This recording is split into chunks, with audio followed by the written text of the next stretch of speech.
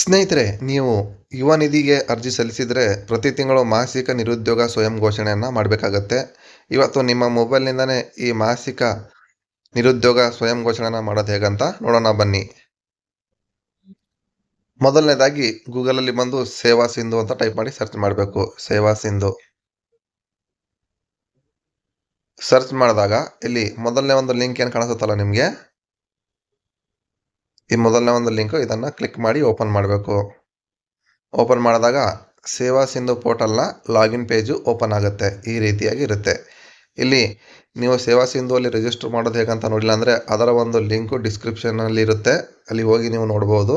ಇವಾಗ ಇಲ್ಲಿ ನಿಮ್ಮ ಮೊಬೈಲ್ ನಂಬರು OTP ಇಂದ ಲಾಗಿನ್ ಆದರೂ ಆಗ್ಬೋದು, ಇಲ್ಲ ಪಾಸ್ವರ್ಡ್ ಸೆಟ್ ಮಾಡಿದರೆ ಪಾಸ್ವರ್ಡನ್ನು ಲಾಗಿನ್ ಆಗಿ ಈ ಕ್ಯಾಪ್ಷನ್ ಏನಿರುತ್ತಲ್ಲ ಈ ಕ್ಯಾಪ್ಷನನ್ನು ಈ ಬಾಕ್ಸಲ್ಲಿ ಫಿಲ್ ಮಾಡಿ ಸಬ್ಮಿಟ್ ಬಟನ್ ಮೇಲೆ ಕ್ಲಿಕ್ ಮಾಡಿದ್ರೆ ನೀವು ಲಾಗಿನ್ ಆಗ್ತೀರಾ. ಲಾಗಿನ್ ಆದ ನಂತರ ಈ ರೀತಿಯಾದಂಥ ಸೇವಾ ಸಿಂಧು ಪೋರ್ಟಲ್ನ ಹೋಮ್ ಪೇಜು ಓಪನ್ ಆಗುತ್ತೆ.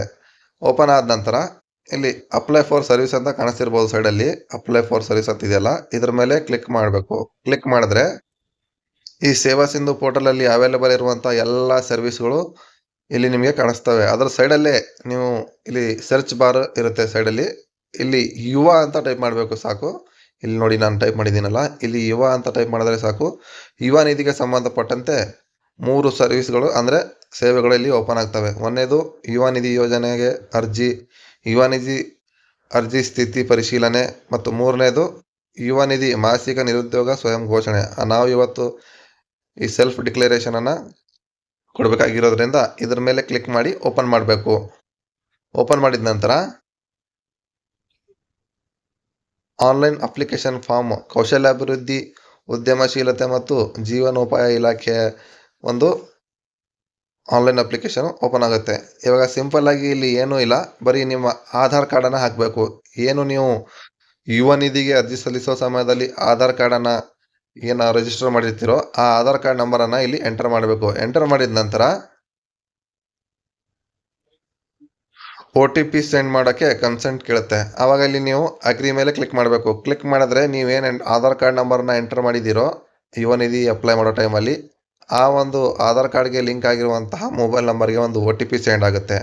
ಆ OTP ಇಂದನೇ ಇಲ್ಲಿ ನೀವು ಸ್ವಯಂ ಘೋಷಣೆನ ಮಾಡಬಹುದು. ಅಗ್ರಿ ಮೇಲೆ ಕ್ಲಿಕ್ ಮಾಡಿದ ನಂತರ OTP ಸೆಂಡ್ ಆಗಿರುತ್ತೆ ನಿಮ್ಮ ರಿಜಿಸ್ಟರ್ಡ್ ಆಧಾರ್ ಕಾರ್ಡ್ಗೆ ಲಿಂಕ್ ಆಗಿರುವಂಥ ಮೊಬೈಲ್ ನಂಬರು. ಇಲ್ಲಿ ಅದಾದ ನಂತರ ಇಲ್ಲಿ ಬಂದಿರೋ OTPನ ಇಲ್ಲಿ ಎಂಟರ್ ಮಾಡಿ ವ್ಯಾಲಿಡೇಟ್ ಮೇಲೆ ಕ್ಲಿಕ್ ಮಾಡಬೇಕು. ಕ್ಲಿಕ್ ಮಾಡಿದ ನಂತರ ಏನು ಈ ಅಪ್ಲಿಕೇಶನ್ ಫಾರ್ಮಲ್ಲಿ ನಾವು ಆಧಾರ್ ಕಾರ್ಡ್ ಫಸ್ಟ್ಗೆ ಎಂಟರ್ ಮಾಡಿದ್ವಲ್ಲ, ಇಲ್ಲಿ OTP ಹಾಕಿ ವ್ಯಾಲಿಡೇಟ್ ಮಾಡಿದ ನಂತರ ನೋಡಿ ಹೆಸರು, ಅಪ್ಲಿಕೇಶನ್ ನಂಬರು ಮತ್ತು ನಿಮ್ಮ ಡಿಗ್ರಿ ರಿಜಿಸ್ಟರ್ ನಂಬರು ಆಟೋಮೆಟಿಕ್ಕಾಗಿ ಶೋ ಆಗುತ್ತೆ. ಇದಾದ ನಂತರ ಕೆಳಗಡೆ ನೋಡಿ ನಂಬರ್ನ ನೋಡ್ತಿರ್ಬೋದು. ಈ ತಿಂಗಳ ಸ್ವಯಂ ಘೋಷಣೆ ಅಂದರೆ ಜುಲೈ ತಿಂಗಳ ಸ್ವಯಂ ಘೋಷಣೆ ಮಾಡ್ತಿದ್ದೀರಾ ಅಂತ ಕೇಳುತ್ತೆ. ಎಸ್ ಅಂತ ಕ್ಲಿಕ್ ಮಾಡಬೇಕು. ಕ್ಲಿಕ್ ಮಾಡಿದ ನಂತರ ಮತ್ತೆ ಸ್ಕ್ರೋಲ್ ಮಾಡಿಕೊಂಡು ಕೆಳಗಡೆ ಬಂದರೆ ಸೆಲ್ಫ್ ಡಿಕ್ಲರೇಷನ್ ಕನ್ಸೆಂಟ್. ನಾನು ಕರ್ನಾಟಕದ ರಹವಾಸಿಯಾಗಿರುತ್ತೇನೆ.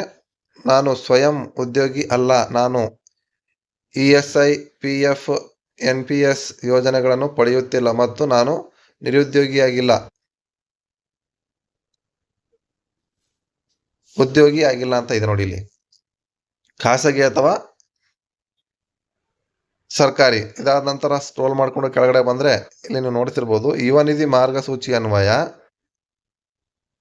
ಅರ್ಜಿಯಲ್ಲಿ ಭರ್ತಿ ಮಾಡಿರುವ ಮಾಹಿತಿಯು ಸತ್ಯವಾಗಿರುತ್ತವೆ ಮತ್ತು ತಪ್ಪೆಂದು ಕಂಡು ಬಂದಲ್ಲಿ ನಾನು ಕಾನೂನಾತ್ಮಕ ಕ್ರಮಕ್ಕೆ ಬದ್ಧನಾಗಿರುತ್ತೇನೆ. ನನ್ನ ಅರ್ಜಿ ಮತ್ತು ಪ್ರಯೋಜನಗಳ ತಿರಸ್ಕಾರ ಮಾಡಬಹುದಾಗಿರುತ್ತದೆ. ಇಲ್ಲಿ ಎಸ್ ಮೇಲೆ ಕ್ಲಿಕ್ ಮಾಡಬೇಕು. ಕ್ಲಿಕ್ ಮಾಡಿ ಈ ಕೆಳಗಡೆ ಇರೋ ಕ್ಯಾಪ್ಷನ್ ಏನಿದೆಯಲ್ಲ ಈ ಕ್ಯಾಪ್ಷನ್ ಬಾಕ್ಸ್ನಲ್ಲಿ ಫಿಲ್ ಮಾಡಿ ಇಲ್ಲಿ ಸಬ್ಮಿಟ್ ಬಟನ್ ಮೇಲೆ ಕ್ಲಿಕ್ ಮಾಡಬೇಕು. ಕ್ಲಿಕ್ ಮಾಡಿದ್ರೆ ಇನ್ನೊಂದು ಸಾರಿ ಕನ್ಫರ್ಮೇಷನ್ಗೆ ಕೇಳುತ್ತೆ, ನೀವು ಈ ಟೈಮಲ್ಲಿ ಸಬ್ಮಿಟ್ ಮಾಡ್ತಾ ಇದ್ದೀರಾ ಅಂತ ಹೇಳ್ಬಿಟ್ಟು ಅಡಿಷ್ನಲ್ ಡೀಟೇಲ್ಸ್ ಇರೋ ಒಂದು ಡ್ರಾಫ್ಟ್ ರಿಫರೆನ್ಸ್ ನಂಬರ್ ಇಲ್ಲಿ ಜನ್ರೇಟ್ ಆಗುತ್ತೆ. ನಾನು ಹೈಡ್ ಮಾಡಿದ್ದೀನಿ. ನೀವು ಇಲ್ಲಿ ಮತ್ತೊಂದು ಸಾರಿ ಸಬ್ಮಿಟ್ ಮಾಡಬೇಕು. ಸಬ್ಮಿಟ್ ಮಾಡಿದ್ರೆ ನಿಮ್ಮ ಅಪ್ಲಿಕೇಶನು ಸೆಲ್ಫ್ ಡಿಕ್ಲರೇಷನು ಸಬ್ಮಿಟ್ ಆದ ನಂತರ ಸ್ವೀಕೃತಿ ಅಕ್ನಾಲಜ್ಮೆಂಟು ಜನ್ರೇಟ್ ಆಗುತ್ತೆ. ನೀವು ಇದನ್ನು ಇಲ್ಲಿಂದ PDF ಫೈಲಲ್ಲಿ ಡೈರೆಕ್ಟಾಗಿ ಎಕ್ಸ್ಪೋರ್ಟ್ ಟು PDF ಅಂತಿದಿಲ್ಲ ಇದ್ರ ಮೇಲೆ ಕ್ಲಿಕ್ ಮಾಡಿದ್ರೆ ನಿಮ್ಮ ಫೈಲ್ ಮ್ಯಾನೇಜರ್ಗೆ PDF ಫೈಲಲ್ಲಿ ಡೌನ್ಲೋಡ್ ಆಗುತ್ತೆ. ಸ್ನೇಹಿತರೆ, ಈ ರೀತಿಯಾಗಿ ನೀವು ಯಾವುದೇ ಕಚೇರಿ ಮತ್ತು ಸೇವಾ ಕೇಂದ್ರಕ್ಕೆ ಹೋಗದೆ ನಿಮ್ಮ ಮೊಬೈಲ್ನಿಂದಲೇ ಸೇವಾ ಸಿಂಧು ಪೋರ್ಟಲ್ ಮೂಲಕ ಯುವ ನಿಧಿ ಯೋಜನೆಯ ಸೆಲ್ಫ್ ಡಿಕ್ಲರೇಷನ್ ಮಾಸಿಕ ನಿರುದ್ಯೋಗ ಸ್ವಯಂ ಘೋಷಣೆಯನ್ನು ಮಾಡಬಹುದು. ಈ ವಿಡಿಯೋ ನಿಮಗೆ ಇಷ್ಟ ಆದರೆ ಒಂದು ಲೈಕ್ ಮಾಡಿ. ಮತ್ತು ಈ ಸ್ವಯಂ ಘೋಷಣೆ ಮಾಡೋ ಸಮಯದಲ್ಲಿ ಯಾವುದಾದ್ರೂ ತೊಂದರೆಗಳನ್ನು ಅನುಭವಿಸ್ತಾ ಇದ್ದರೆ ಕಮೆಂಟ್ ಬಾಕ್ಸ್ನಲ್ಲಿ ಕಮೆಂಟ್ ಮಾಡಿ. ಮತ್ತೆ ಸಿಗೋಣ ಒಂದು ಹೊಸ ವಿಡಿಯೋದಲ್ಲಿ. ಧನ್ಯವಾದಗಳು.